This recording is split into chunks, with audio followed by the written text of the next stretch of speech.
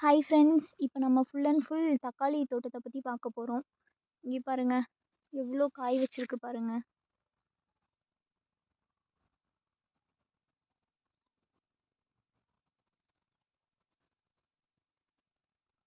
தக்காளி வந்து விவசாயிகளுக்கு ஒரு சூப்பரான பயிர். ஏன் அப்படின்னா, ஒரு கிலோ 10 ரூபாயும் போகும், அதே சில நாள் ஒரு கிலோ 100 ரூபாயும் போகும்.